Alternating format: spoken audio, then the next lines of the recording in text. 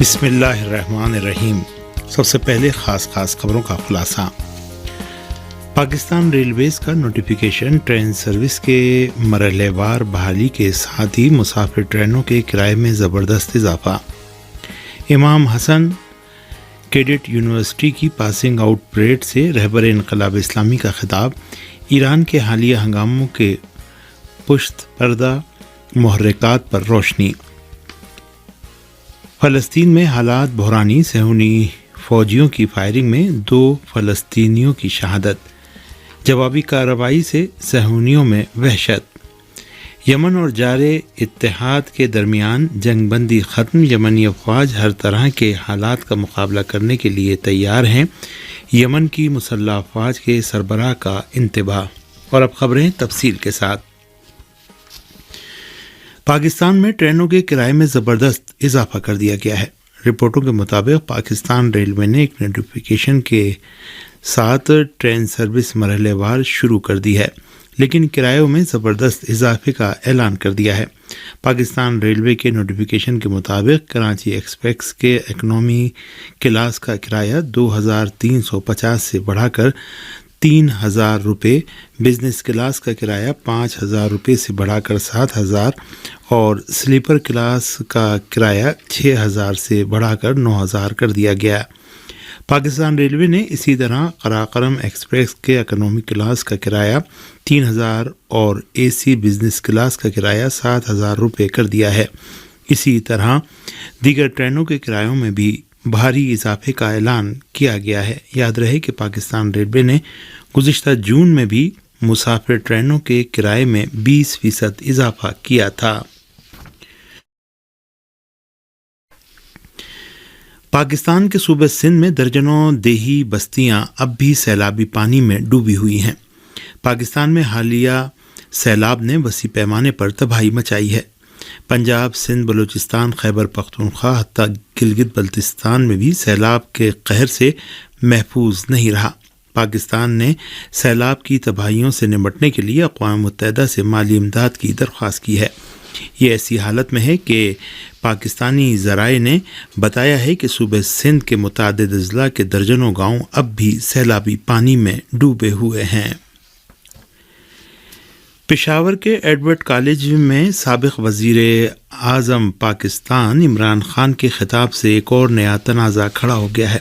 Pakistani media رپورٹوں کے مطابق Edward college Peshawar کے فیکلٹی، اراکین اور طلبہ کے والدین نے عمران خان کے اتوار کی شام کے خطاب پر ناراضگی ظاہر کی ہے۔ رپورٹوں کے مطابق ایڈورڈ کالج کی انتظامیہ اور فیکلٹی اراکین کا کہنا ہے کہ ان پر یہ بات واضح نہیں ہو سکی ہے کہ P T I chairman Imran Khan کو طلبہ سے خطاب کی دعوت کس نے دی تھی۔ بتایا گیا ہے کہ عمران خان کی تقریر کا موضوع لیڈرشپ تھا، لیکن انہوں نے اپنا خطاب مخالفین پر حملے، ان کے خلاف دھمکیوں اور توہین آمیز الفاظ کے استعمال پر مرکوز رکھا۔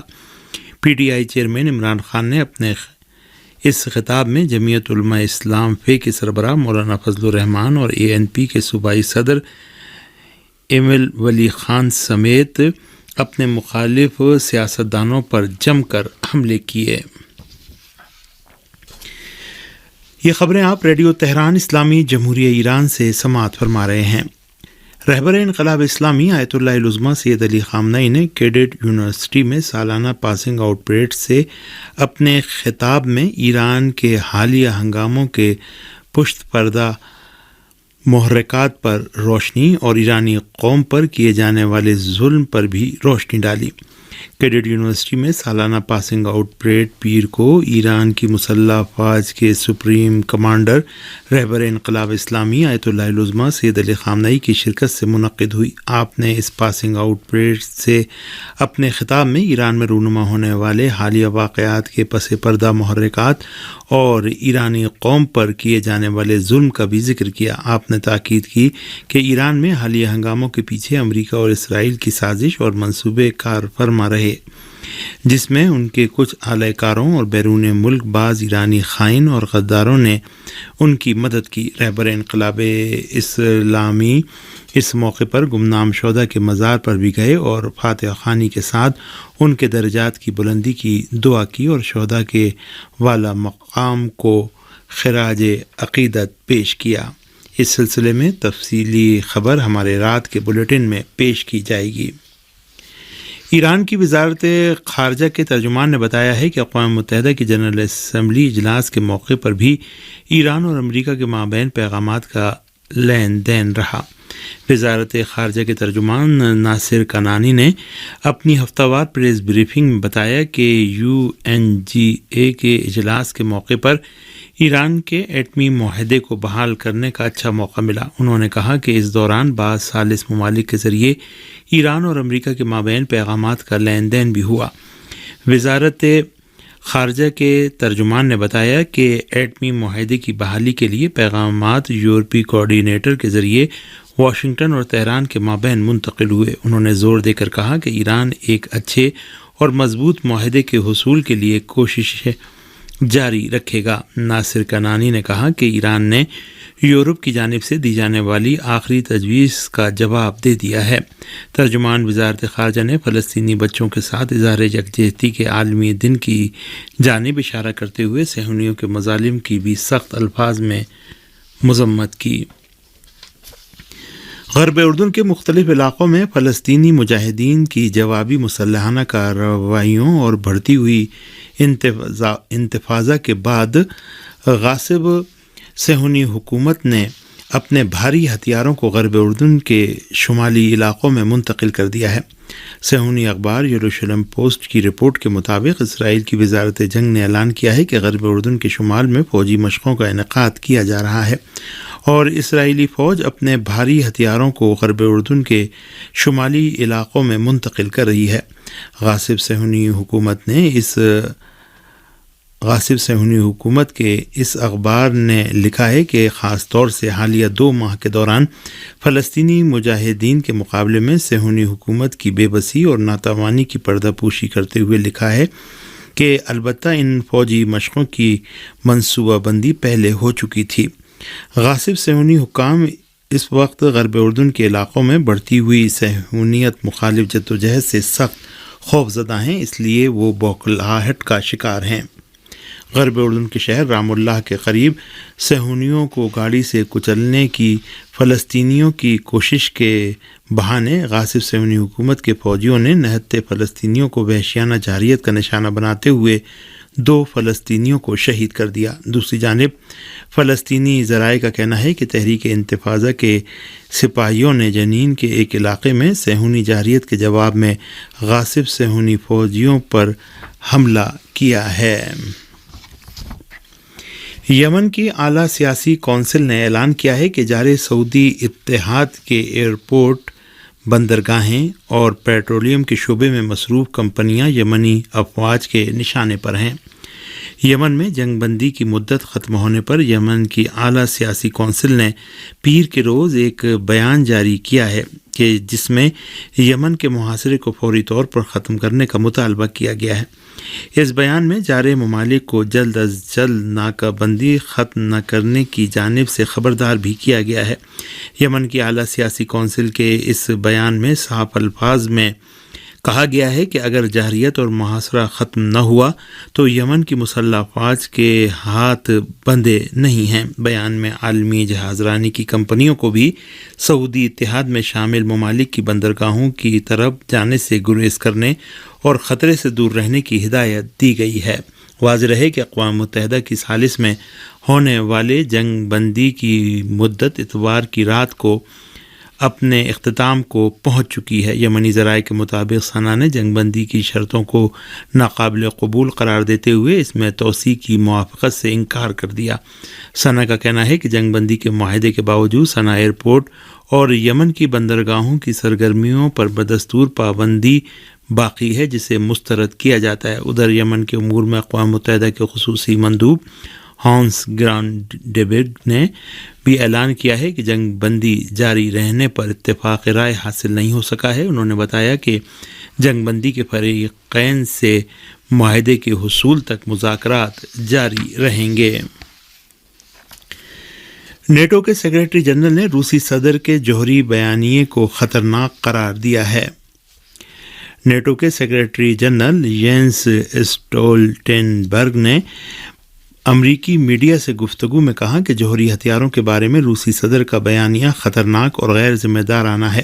انہوں نے کہا کہ روس کو جوہری اسلحے کے استعمال کے خطرناک نتائج کا سامنا کرنا پڑے گا۔ نیٹو کے سیکریٹری جنرل نے یوکرائن جنگ کی صورتحال کے بارے میں بھی کہا کہ بقول ان کے یوکرائنی فوج روسی فوج کو پیچھے دھکیلنے کی صلاحیت رکھتی ہے۔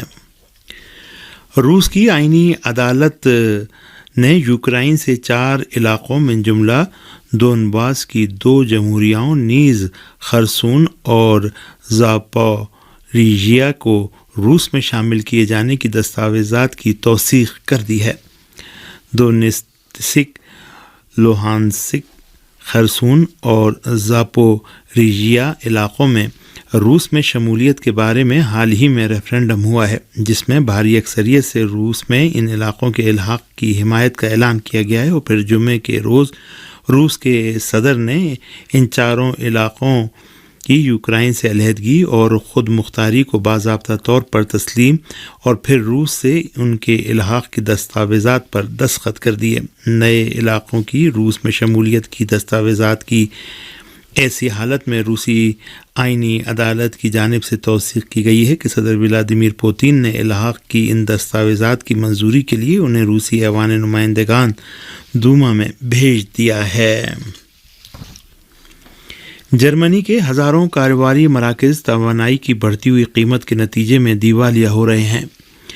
جرمن جریدے اشپیگل کے مطابق جرمنی کے چھوٹے کاروباری مراکز کی یونین نے اعلان کیا ہے کہ بجلی اور گیس کی بڑھتی ہوئی قیمتوں کی وجہ سے 15,000 سے زیادہ دکانداروں کے سر پر دیوالیہ ہونے کا خطرہ منڈلا رہا ہے۔ رپورٹ کے مطابق چھوٹے کاروباری مراکز کی یونین نے جرمن وائس چانسلر اور وزیر اقتصاد رابرٹ ہابیک کو ایک خط کے ذریعے انتباہ دیا ہے کہ توانائی کے بھیانک اخراجات نے دکانداروں کے معاشی توازن کو بگاڑ دیا ہے اور ان کی زندگیاں اجیرن کر دی ہیں۔ واضح ہے کہ سن 2022 کے ابتدا سے لے کر اب تک جرمنی میں بجلی، گیس، پیٹرول اور ڈیزل کی قیمتوں میں بے تحاشا اضافے سے اخراجات میں 150% تک اضافہ ہو گیا ہے۔